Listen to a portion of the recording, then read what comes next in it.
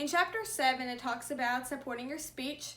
It talks about how you can gather information. So there are many different sources to get your information. You can use the library or you can use the web. When using the library, there are multiple things you can use. You can use your librarian for information, or you can use like books or databases.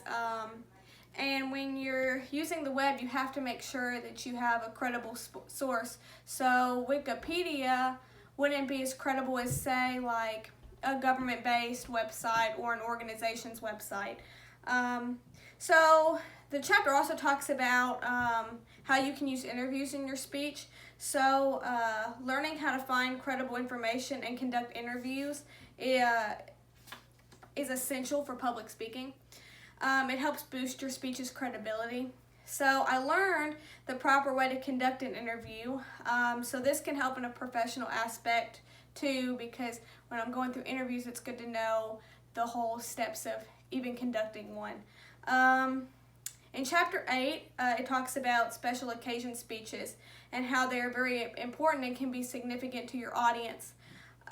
It talks about how to give this brief speech as well. So it talks about small group speeches as well. So that's speeches that you've been doing like in high school with like a little group. You would get together. It's important to assign roles in a little group like that to get your task done, and assign responsibilities for each person. And it can help build teamwork skills too. It also talks about work presentations.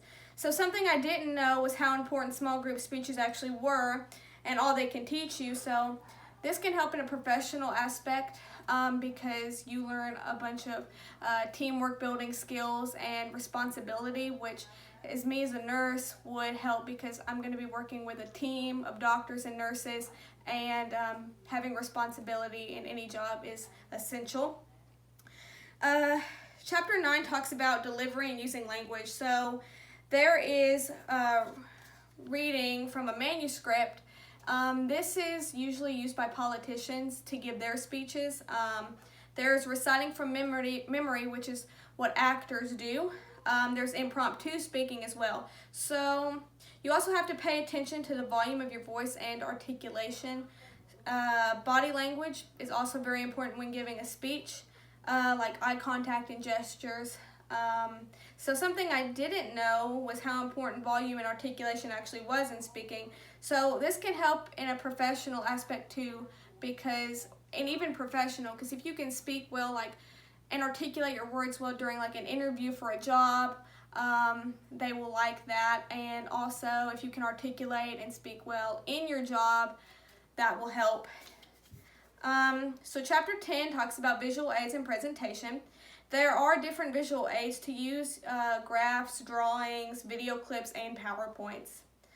It talks about how to decide what visual aid to use in a speech depending on what kind of speech it is and what kind of visual aid it is. Visual aids help in highlighting points in the speech, which is very important. Something I didn't know was how to use PowerPoint effectively in speeches, like making sure you use the correct font so everybody can see it. Something else I didn't know was it's not necessary to put your sources at the end of your PowerPoints, which I was always taught to do that, but it's not necessary. Knowing how to use visual aids and present well can help in the professional life as well, just because being able to speak in general in public speaking is going to help you in any job. So chapter 11 talks about persuasive speaking. It talks about ethos, pathos, and logos, which I learned back in my psychology class, so I knew a little bit about it. Ethos is more ethical appeal and building up your credibility as a speaker, which can really help the audience get the message. Pathos is used to invoke feelings, and logos is the use of logic in your speech. And all these are very crucial to a speech. So the chapter also talks about the different patterns to use in persuasive speeches, such as cause and effect, compare and contrast, and advantage and disadvantage. Something I didn't know was the 5 steps to present persuasive speeches. So this can help in professional and personal life. It can help in other classes and in your communicating your opinions to others effectively. Chapter 12 talks about service learning. Students can spend time in creation of speeches related to showcase and communication partners. There are 3 service learning options. The first is an honors service learning course. Students will discuss and share projects they created for their community partners. Service learning has now been introduced into online courses as well. So something I didn't know was I didn't know that this was even a thing. So it can help in a professional life as well because it can help build your resume. So thank you.